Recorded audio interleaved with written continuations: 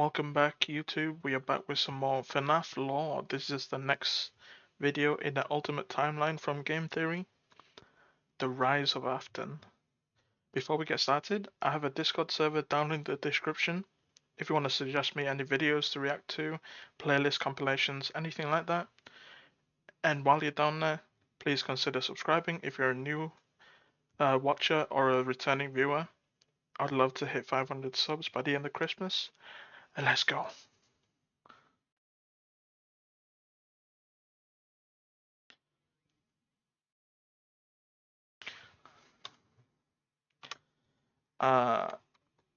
It would help if I set this up probably. I'm not redoing the intro. Screw that. Hello, Internet! Welcome to Game Theory, and officially page 7 of the FNAF timeline script. Last time we covered the origins of Freddy's. We talked about William Afton's childhood dream project of making a singing bear come to life, and the infuriating moment that his dream is copied by a rival restaurant franchise looking to steal away his success. The merger of the two franchises results in William meeting Henry, a brilliant designer with a knack for robotics. Working together, they make Fredbear's flourish, spawning popular Saturday morning cartoon shows, And they toy lines, hated and each spin-off other. restaurants under the Fazbear name. When last we left him, Afton was thriving, the world of robotics opening his eyes to new and exciting ways of bringing characters to life. Bringing things to life. Yeah, that was his core driving force, his passion. And it was this very passion that would mutate, twist, and morph from here on out in the story. Because with life, there is inevitably death. And bro got butthurt about his OC being not being regarded so well as the other characters. Something That's that funny. Afton would become intimately familiar with. But before Afton acquaints himself with death, I want you to take some time to acquaint yourself with our newest channel. Guys, this is a huge moment for us theorists. For the last decade, we've had this 4-player controller icon, and now we finally fill in the final missing piece. Get ready for the rollout of our newest theorist channel. Drumroll, please. Oh, this I actually don't know this. Style Theory, where we're Style theory. looking at the Okay. science, math, psychology, history, and mystery of the way you look, your clothing, fashion trends, hygiene, and makeup. Now, I know that theorizing about style might sound weird at first, but hear me out. I grew up not understanding style or fashion at all. Admittedly, I was a bit of a hot mess, blissfully Jesus. ignorant to the impact that style What the has heck? over your life and how the world treats you. But over time, by educating myself on the ins and outs of the fashion industry, I was better able to achieve my true self and find my own sense of personal style. And that right there, that builds confidence. The way that you look directly affects the way that you feel and the way that other people treat you. So understanding those rules and being able to take some control over all of that is incredibly valuable. It's an educational curve. And what do we do on these channels? We like to educate you while entertaining you, which honestly is why I think this channel is so important for us Bro just telling us we have styles as to launch. There are so many lies and Okay. half-truths in the fashion industry that there needs to be someone out there to say, hey, this is right, this is wrong, and this is what science says. Also, you know, we're gonna have a lot of fun because talking about fashion is weird. Like, this channel has already given me the excuse to bludgeon a ballistic head to death using a high heel. It's also the channel where we're gonna physically be testing the viability of female armor, or how many t-shirts it takes to stop a bullet. There's also practical everyday stuff too on this channel. Do school uniforms actually benefit the students? Does it make a difference whether or not you wash your legs in the shower? That's the sort of stuff that you can find on this new channel. In fact, there are 5 new episodes the classic men style of showering. Pits, face, crotch, everything else washes away with the water. that you can check out right after you finish this beast of an upload. I personally recommend starting with the Killer Heel episode because this episode's all about the birth of a killer. And while you're over there, consider subscribing. It'll do all of us over here a Also subscribe to me. huge favor, because if we manage to get 1 million subscribers by the end of the month, it'll put us as a top fashion channel here on YouTube. Show the world 1 that looking million. Bro, I'm just asking for like 500. smart can be This is even better than looking cool. So go ahead, enjoy your all-day theory marathon. And now with our logo complete, it's time to complete our other massive ongoing project, this timeline. Onward to part 2, where things are about to get dark in a hurry. 1983. Business was booming with 2 whole restaurant franchises running, Fredbear's Family Diner and the newly opened Freddy Fazbear's Pizza. Together, William and Henry had been able to take the hybrid suit idea and make it into a reality. They called their new invention the Springlock suit, and fittingly enough, it was symbolic of the partnership between these two men, a human suit as designed by William that could become a freestanding Henry-style robot. But because it was still new tech with kinks to work out, the rollout was limited, restricted only to the Fredbear's Family Diner location. All of this meant that William was busier than ever. He didn't have time to be a full-time parent, so he designed a nanny cam system where cameras and speakers were hidden throughout the neighborhood, as well as in his youngest son's favorite toy, Psychic Friend Fredbear. What? I mean, plushy Fredbear. But since cameras just weren't enough to raise a kid, he also left childcare duties to his eldest son, Oh, I've seen this little sprite around, so this is the kid. Michael. There was just one problem with that. Michael was far from the best babysitter. He tormented his younger brother by jump scaring him with a foxy mask and constantly left him behind. William watched all of it from his cameras. Kids would be kids. Tomorrow was another day, after all. Except Michael's torment didn't stop. Bitter, angry thoughts would run through Michael's mind. Why did he have to be the one to take care of this whining crybaby all the time? It just wasn't fair. It was time that he got even with... It was just malicious. Wait. William just saw all of this and just didn't care. Bro just did not care. Okay, his man. brother by playing the ultimate Best prank, out a of the prank year. that just so happened to be on this crying child's birthday. He and his friends would take his scared little brother and make him do the one thing that he was terrified of doing, getting close to the animatronics. That would be embarrassing for the kid that was such an embarrassment to him. His brother squirmed, screamed, kicked, and fought, but just as they were putting that small, squirming boy up to Fredbear's lips... What? The mouth snapped shut. The sensitive spring locks inside the body had been triggered by the boy's movements, and they'd immediately clamped down. What? Wait, I knew it was a horror game, but like... I thought it was like, haha, funny jump scares, scare the kids. Kids play this. This is like, whoa, this is psychotic. Okay. The wriggling stopped. The boy went limp, but it was just a prank. It was meant to be It's fun. just a the boy prank, was taken bro. to the hospital and was immediately given What are an you IV. doing? Flowers and pills filled the nightstand next to his hospital bed, but the damage was too severe. He couldn't recover. As the younger brother's consciousness began to fade, he could hear Michael's last words, a small and flimsy apology. But his father, Williams, through the voice of the Fredbear plush, were a firm and committed promise to a dying son. You're broken. I will put you back together. This would not be the end. No matter what, Williams' son would live again. It would just take time. Time that, right now, he just didn't have. His young son's heart flatlined. That's the boy all he faded into the inky told unknown him? of the... His last words were that. It could have been more comforting, man. I guess it might seem comforting, but it wouldn't seem comforting to like a lot of people. afterlife. In the aftermath of the tragedy, changes started happening around the restaurants. Kids were now required to wear security wristbands to prevent anyone from getting outside without parental permission. Any kid who approached the exit without permission would have to answer to the security puppet, a marionette on strings that could fly around on rails across the restaurant to stop kids in their tracks. It was William's idea, inspired by Michael constantly leaving the restaurant without his brother. In the wake of Fredbear's Springlock failure, all the hybrid suits were getting retired, locked away at the nearby Freddy Fazbear location. It was yet another tough pill to swallow after all the hard work that he and Henry had put into them. William would eventually bury the boy's small body in a remote location out in the woods right alongside his drive into and out of work every day. The death of this little boy sent the family spiraling. His wife, crippled with grief, was so distraught that all she could do was sit and watch TV. But his son Michael was far worse, complaining of seeing hallucinations of a golden bear standing outside of his window. The boy was so racked with guilt that he was convinced that he was being haunted by the ghost of his brother stuck inside the suit that took his life. Bro, serves him right, man. I don't care. Fuck this guy. Fuck this loser, The man. suit's three-toed feet digging into the wet earth, the words "it's me" ringing through Michael's ears. Some nights, Michael would even go so far as to break out of his room to check the gravesite and ensure that his brother was still there. As for William himself, he disappeared into his work and his drinks. Junior's, the local bar, wasn't far from his son's gravesite. He found himself going there more and more frequently, spending longer and longer amounts of time there. The bar gave him a place to... So basically nothing changed. Him being a father, nothing changed in the dynamic of him being a father to his children. He's just absent all the time. He was absent before the death, absent after the death. This guy's an castle, man. What the heck? Think. This To family remember, sucks. to reflect and stew on how Henry had stolen his idea for an animal-themed restaurant. How The they only cut his good person other than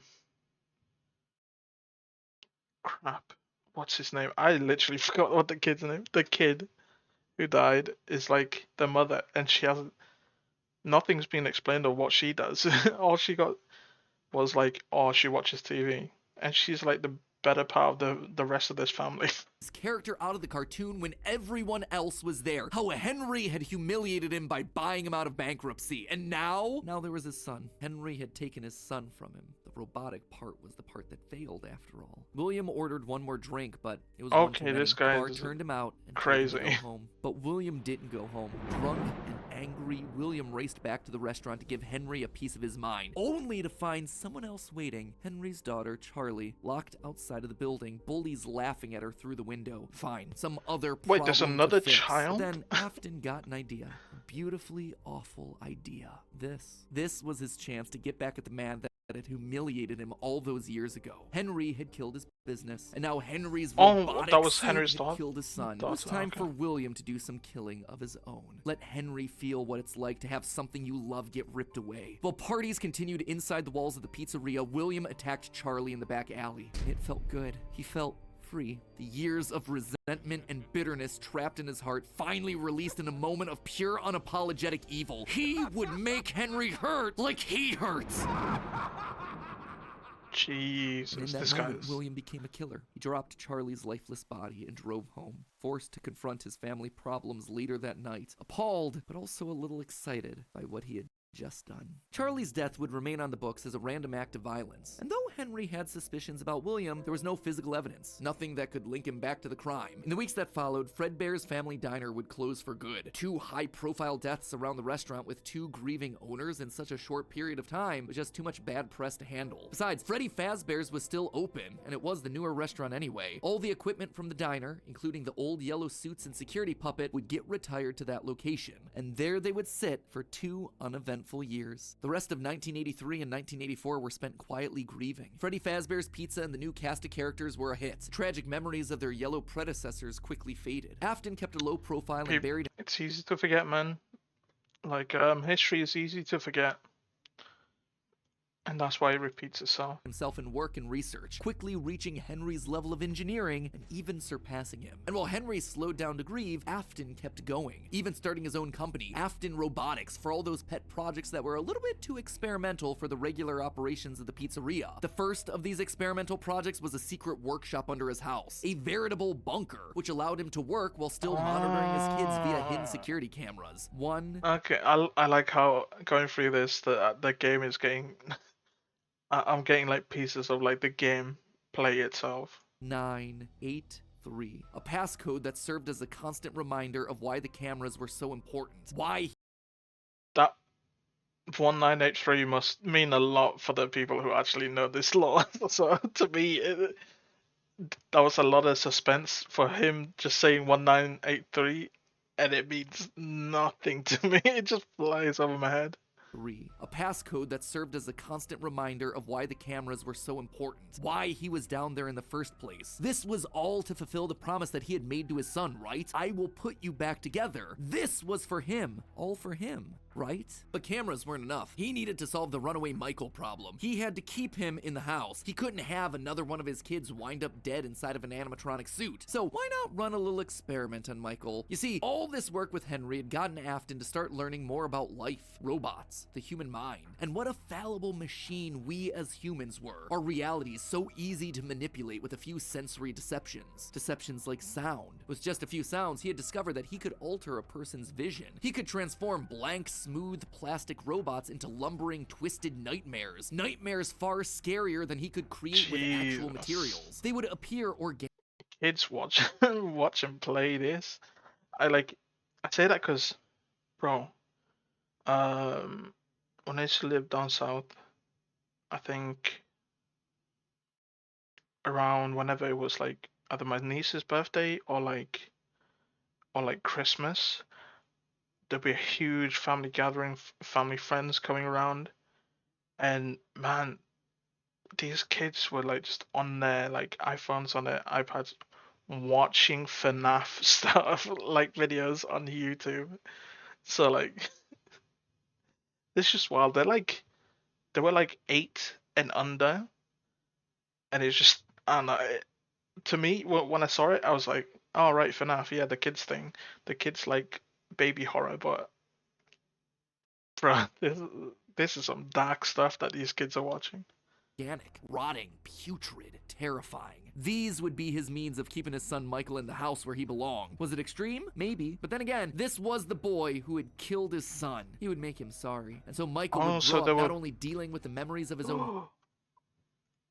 I've seen gameplay of this bedroom. So this is the gameplay where like it's just his story of his father literally making robotics to like scare him to stay in one spot. That is crazy. I like this. I like how things are clicking. Like, this is so cool.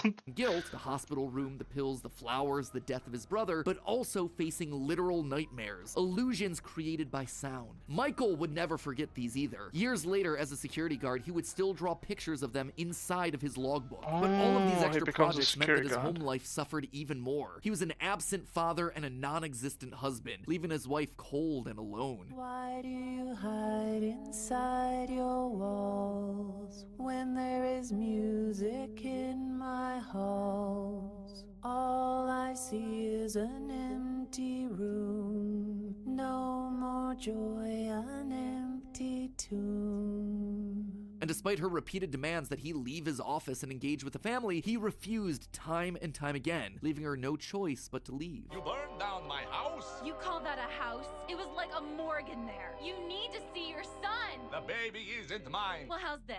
I'm keeping the diamond ring. And through it all, there was one lingering feeling. William wasn't done. He had gotten a taste of what it felt like to be unleashed, what it felt like to be free. Charlie's murder had unlocked something in him, and he wanted more. June 26th, 1985. Putting on the golden Bonnie suit, he lured something children primal, one by man. one to the back.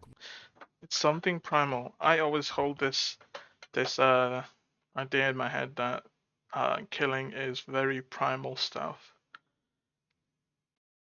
Dude, I'm gonna sound psychotic when I say this, but I believe it's, as humans we've gone by just in tribes killing each other for like so long. It's pretty much ingrained in us, and if someone's pushed to that edge, they might love it, man. That's why the people are in gangs and they just do it constantly after the first like taste of blood. It's just, it's in there. I don't know. Room of the pizzeria Ramblings where of no one a was looking. At psychotic first, he was duck. cautious. He would lure them with promises of cake and cookies. He told them that their dog had died. He would ask for help with homework. Susie was the first. You never truly forget your first. I was the first.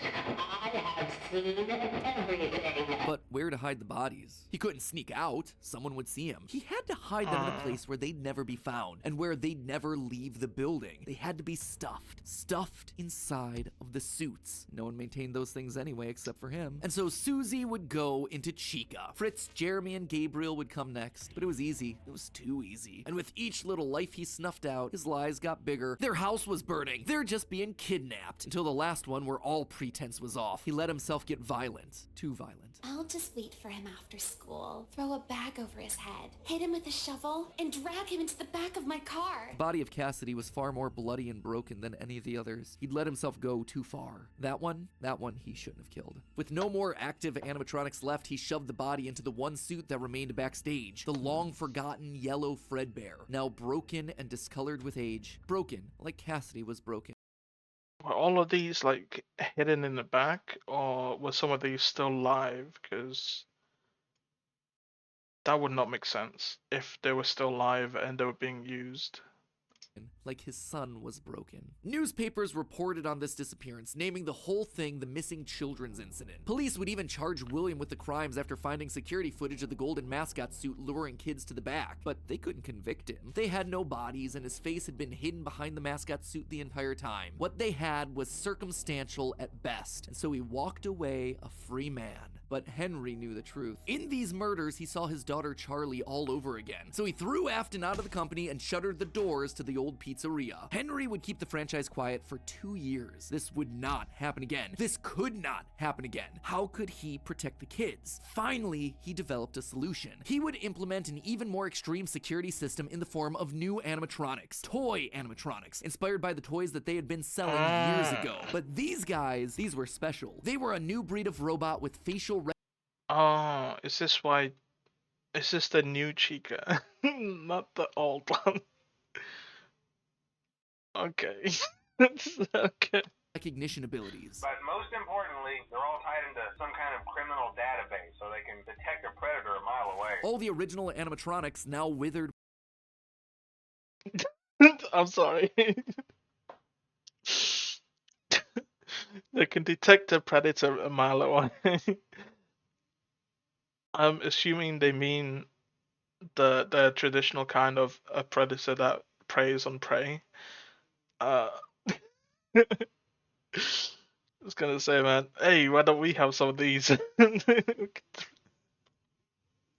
With age were moved to the new location. With a plan in place, it was time to try once Detect more. a The predator. year was 1987, and the new and improved Freddy Fazbear's Pizza was making headlines in local newspapers. Headlines that just so happened to catch the attention of William Afton. Freddy's was back, and without him, that was his idea, his character. Henry was, yet again, trying to cut him out of the picture. No, as long as these restaurants stayed open, William would always come back. Then he noticed the phone number to apply at the bottom of the article. $100 a week to apply call. Afton would go back, not as an owner or co-founder. He would go back in the one place that As they a would security least guard. suspect him, a lowly day shift security guard. And there it was, buried in the back of parts and services mixed in with the old withered animatronic. How the heck did he go through the whole hiring process without Henry realizing? What the heck? Was the golden rabbit. With the yellow security badge still on his chest, he used his crank to pull open the spring locks. It was time for Bonnie to give an encore performance. Someone used one of the suits. We had a spare in the back, a yellow one. Someone used it. Now none of them are acting right.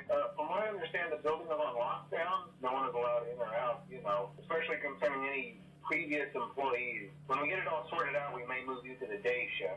A position just became available. 1987, 5 more kids. He didn't know what felt better, getting back into the suit after 2 long years of waiting, or knowing how devastating this would be to Henry the next morning. He didn't even try to hide his... Oh my god. He's just killing to destroy Henry's company.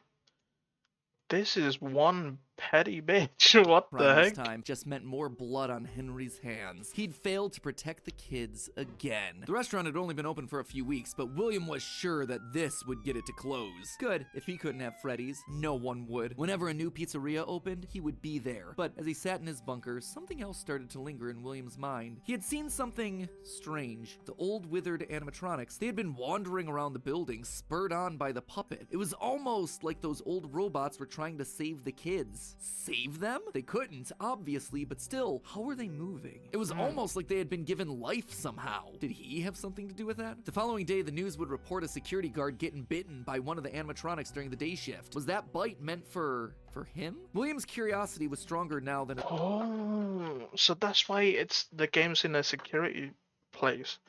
Because the animatronics are trying to protect the kids. I thought they were just trying to kill them from my limited knowledge before. Okay, they were just trying to protect the kids from Afton. That's crazy, man. He had to learn more, but how? There was no way he'd ever be able to get inside another Freddy's pizzeria. Heck, there was practically no way a Freddy's would ever open again. He needed to create something new, something brand new. He needed to create his own pizzeria. Due to the massive success, and even more so the unfortunate closing of Freddy Fazbear's Pizza, it was clear that the stage was set. No pun intended, for another contender in children's entertainment. Circus Baby's Pizza World. This would be the place where he could continue his work. No longer just murdering, experimenting. He needed more kids, and he needed them alive. And knowing that he couldn't show his face on the restaurant floor, he needed a way of remotely capturing his victims and preserving them for his work. With that goal in mind, he designed a new breed of animatronic. Their endoskeletons fluid and flexible. He equipped them with sound lures that could mimic voices. They could isolate children. They could incapacitate and contain them with zero direct input from him. It was brilliant. He was brilliant. What the heck? Far beyond the simple bars and wires of Henry's designs. And the characters he chose for this were uniquely his. His new roster wasn't going to be tainted by Henry's disgusting barnyard bird. Instead, it was back to his characters, his creations, Freddy, Bonnie, Foxy, as well as two special ones. The first, Ballora, was an homage to the woman who left him. Now she would never leave him again. The second, the titular baby, was designed with his baby in mind, Elizabeth, his youngest child. She would always be Daddy's little girl, the one that listened to him, the one that obeyed, until the day that she didn't. Daddy, why won't you let me play with her? She's so pretty and shiny. Didn't you make her just for me? The day before Circus Baby's Pizza World opened, she disobeyed. She didn't listen. Did he kill her? What? Oh. Left alone with Baby, she got too close. The animatronic ripped in half and swallowed her whole. A scared and confused child fading into eternal darkness. By the time Afton found her, it was too late. She was gone. He immediately canceled the launch of Circus Babies under the guise of a gas leak. But wait, as he sat there at the foot of the stage, he noticed that something was different. The eye color of the robot had changed. Baby had been built with blue eyes, but now they were emerald green, the same color as Elizabeth's. Was she in there? Could this all be connected to the free-moving animatronics that he had seen at Freddy's? He had to know more. His mourning turned to excitement. He had to return to where it all started. 1993. Pathetic. This place was pathetic. Henry had clearly tried to reopen one final time with those old original animatronics from so long. Bro, he needs equipment. He lost his child. Several kids died. Bro, do something else. Work for a different company. Like, you're doing robotics. You can obviously go through through that avenue for a different life. What are you doing? Just give up, man. But William's damage to the brand had been permanent. These things stank of death. They hadn't been washed in decades. But even if they had, nothing could wash away the stink of murder that haunted these halls. One night, then another, then another. William repeatedly snuck into the old, broken restaurant to lure the living animatronics to him, one by one dismantling them, robbing them of their endoskeletons. The metal had to be the secret. It had to contain the remnants of life itself. But he had to know for sure. Leaping out of a room that was invisible to the animatronics program, he dragged the oversized robotic skeletons back to his underground workshop, back to where Circus Baby watched on with glowing, curious eyes that somehow felt alive. Not knowing what else to do, William melted the robotic parts down. 5 animatronic endoskeletons reduced down to one silvery puddle of goo. Could he transfer this living metal to his own creations? He had to try. He picked up a syringe and filled it with the molten metal and injected the goo into Funtime Freddy's twisted, wiry endoskeleton. What?